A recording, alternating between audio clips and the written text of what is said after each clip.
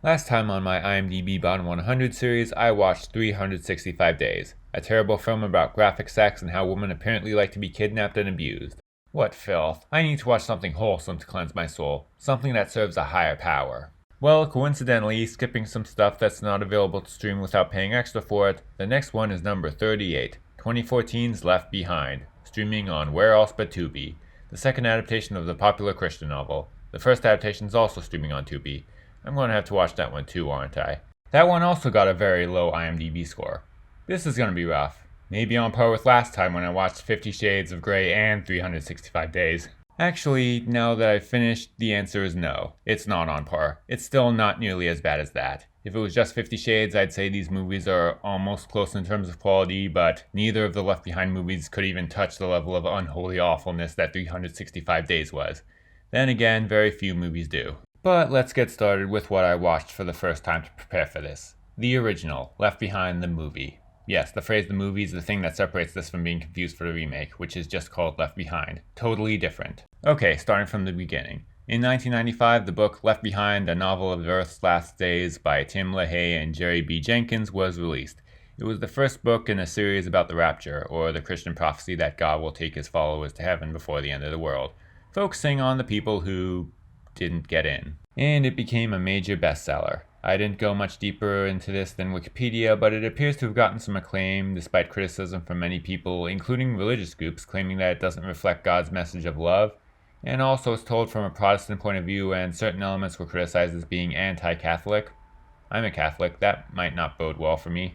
Anyway, the authors deny that it has any anti-Catholic message, but the passages in question show that the Catholics did not get to heaven and the Pope only ascended because he embraced some of the messages of Martin Luther. That's right, people. In the world of Left Behind, the Pope isn't Catholic. To see what we may or may not have here in terms of what the naysayers suggest, a quick look at just the body of the Wikipedia page for co-author Tim LaHaye shows that he opposed homosexuality, criticized Catholicism, and believed in the Illuminati.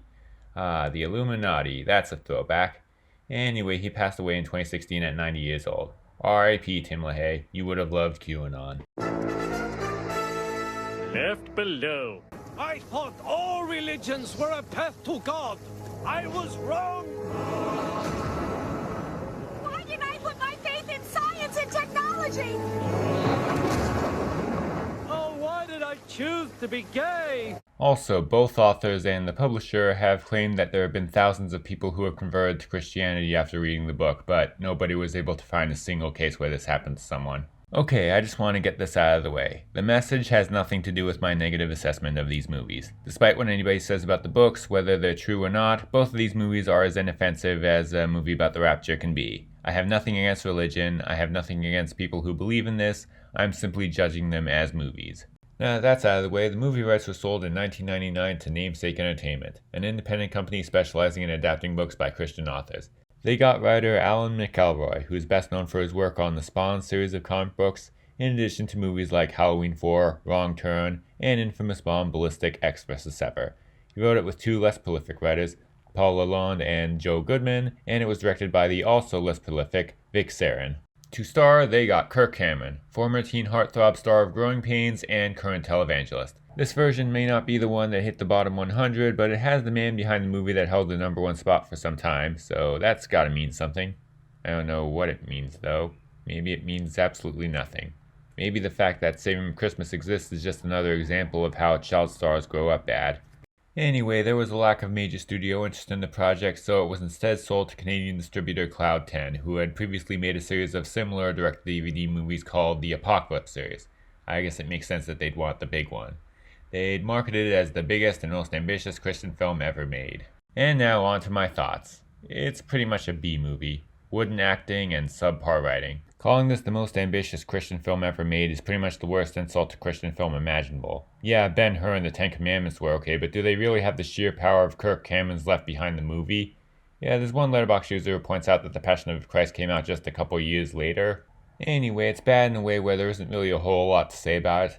The story is kind of interesting, but it's also let down by its slow pacing. There's about a half hour of movie before the rapture even happens. I guess they're trying to flesh out the characters and their backstories, except even then they still aren't that deep. Although, given how certain other so-called Christian movies apparently portray non-believers, I guess I should be happy that they aren't all complete monsters.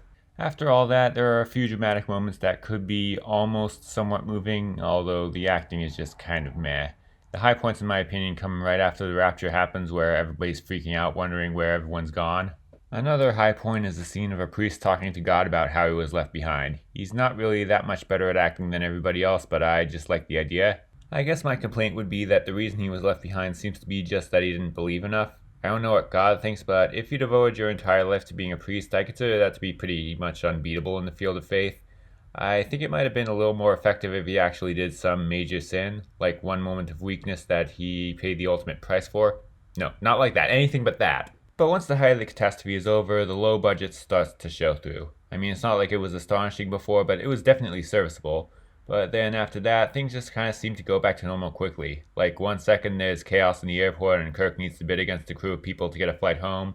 And then it cuts to him on the tarmac and all's quiet in the background. And from this point on, everything's back to normal. Just a little less people on the streets or something. Were so few people taken that things can just go back to normal that quickly? That is one dark view of humanity. The movie ends with voiceover from a newly converted Kirk Cameron saying that things on Earth are going to get really bad from here on in, but the characters can get through it with their faith in God. This is very cheesy and preachy, but it's also the most convincing endorsement of Christianity in the entire movie. After 90 minutes of believe in Jesus or go to hell, it's a relief to see its message shift towards God's love can get you through anything.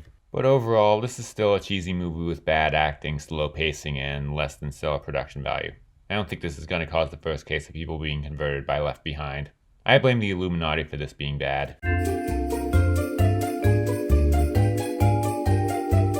So, Left Behind the movie was released in 2000 using an unusual release method. They sent it straight to DVD before giving it a theatrical release the following year. And each copy had a coupon for a discount on a ticket for said theatrical release. They did all this to build interest for when it finally hit theaters. This did not work, and it barely made its budget back in theaters.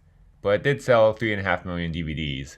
Reviews were pretty negative, but the religious audiences ate it up, so screw the haters. Except the obviously very religious writers of the actual book also didn't like it very much. In fact, co-author Tim LaHaye hated it so much he straight up sued the production companies, under the pretense that they broke contract by not making the blockbuster they said they would. Come on, LaHaye, does this look like a cheap movie to you? This poster that looks like a Neil Breen movie? Despite the legal troubles, Cloud9 and Namesake was still able to make 2 sequels based on the later books, which went straight to DVD without going to the theater at all. They didn't get much more acclaim, but they sold about as well as the original. The last one apparently ends on a cliffhanger, and since they decided to not make a 4th, it was never resolved. In 2008, they came to a settlement where the film rights would go to LaHaye, and the idea of making his own adaptation seemed to be something that he was excited about. But in the end, he didn't. And as part of the deal, that meant that in 2010, the rights would revert back to... That was a close one. Welcome back. Hey, guess who's feeling like bringing back the cash cow?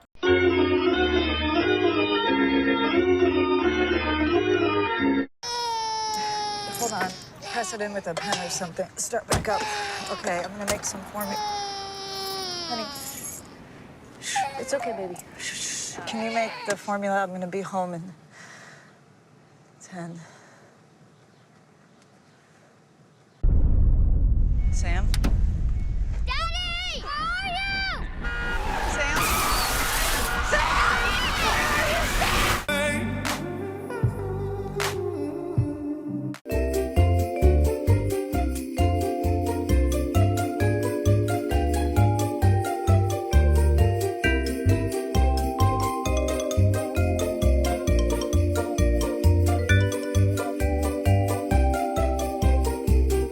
Cloud 10 decided that instead of making Left Behind 4, they'd just start over and reboot the whole thing.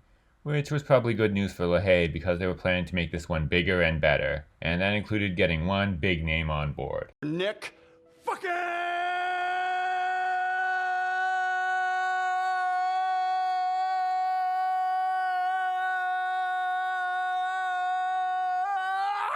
Whoa, Cage! Somebody very overqualified to do this. When I told my brother about this movie, he could barely believe it. Well, back then, Nick Cage was in a lot of bottom-of-the-barrel stuff that he took for the money to pay off some debts. This is probably one of them. even though a religious movie about the rapture is slightly more shocking than the others since he doesn't really seem like the type to be into that kind of thing. And he might not be, but who cares, because now the movie can market itself by having Academy Award winner Nicolas Cage in it, and have him front and center on the poster with a stupid look on his face.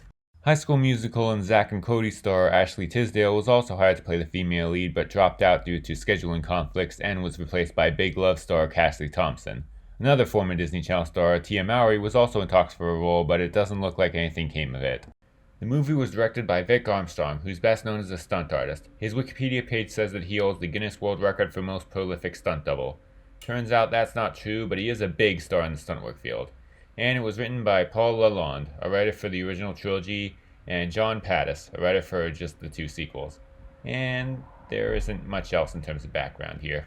One thing that was interesting about my experience watching it was that since it was on Tubi, there were commercials, and there was one ad that came up occasionally for some nipple cover called Cake's Body, and it featured before and after close-ups of outlines of nipples showing through girls' shirts, and lines like, "We're going to Cakesopia, where you can exist with boobs." It obviously wasn't the most offensive thing, but it was just provocative enough for it to be funny seeing it during a Christian movie.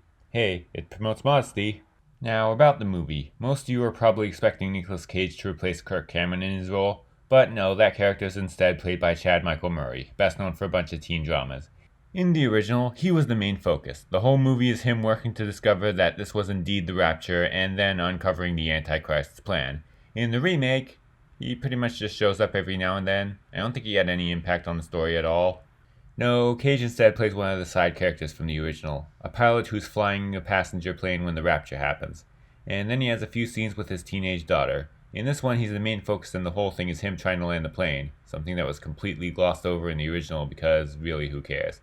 To be fair, they do kind of make it a little interesting with a lot of drama on the plane and throwing in the possibility that they won't land. And also the production value is a lot better. In this one, they're able to show more of the chaos. They can crash cars, they can crash a small plane into a car, they can throw a school bus off the freeway, they can put some big explosions into the climax.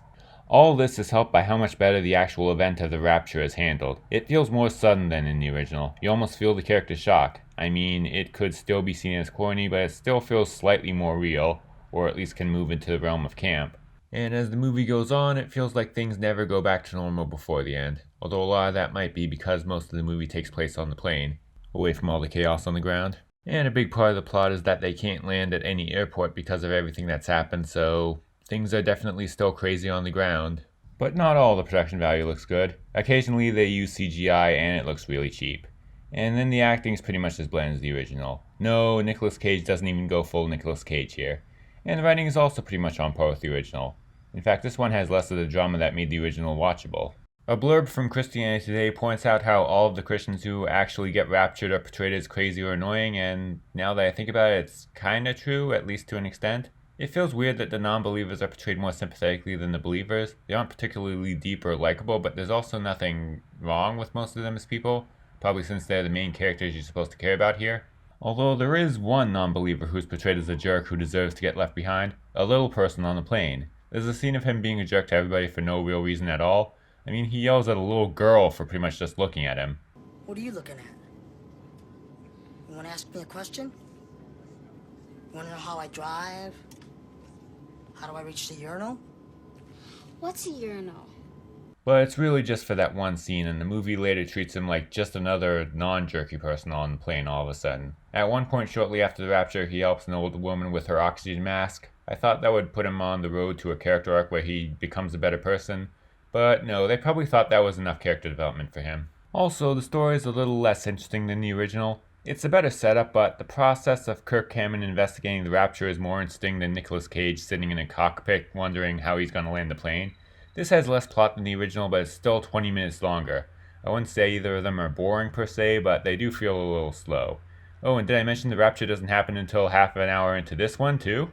And in the end, it ditches the hopefulness of the original ending and just goes full-on dark and depressing. It ends with a character basically just saying that everything's going to get a lot worse, and then it zooms out with them all alone in this new world, and then a Bible quote about how nobody knows when the rapture will happen. No indication that God will help them or even likes them anymore. The end. So I was expecting this to be so much worse than the original, but overall it's basically just the same thing. Better production value except for the CGI, but still having a lot of the same issues. I'd still say it's a little worse because the drama is handled a little better in the original, but it's still only slightly worse. But I might be in the minority there. It opened in 2014 straight to theaters this time to a 0% on Rotten Tomatoes. It made $27.4 million on a budget of $60 million. At the end of the year, it was nominated for 3 Razzies: Worst Picture, Worst Screenplay, and Worst Actor for Nicolas Cage, and lost all of them. They were all beaten by the same movie, and that movie was... Kirk, you son of a gun. I'm not cursing, this is a good Christian video. But it does have 2 high-profile defenders, the original authors. LaFay called it the best film about the rapture he'd ever seen, and Jerry Jenkins said it does justice to the source material and will reignite interest in it.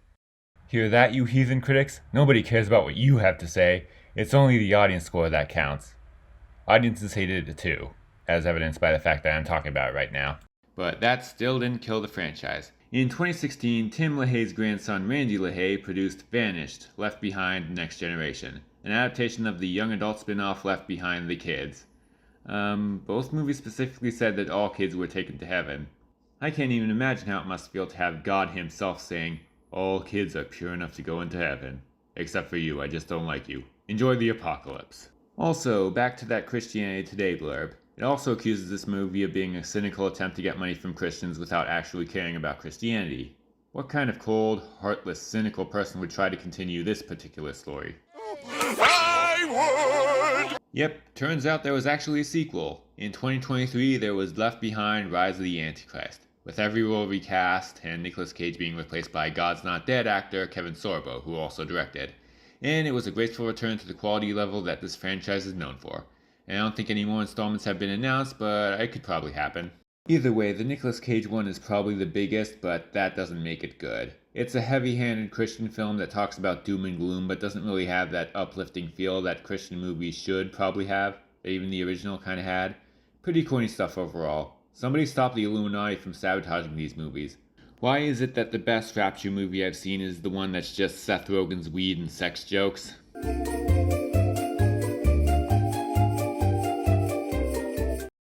Yeah, let's put it at number 13, the lowest of all the 1.5 stars. I'm kind of debating whether or not I should rank it lower than some of the higher 1-star movies. At least Dumb and Dumber had that scene with Bob Saget.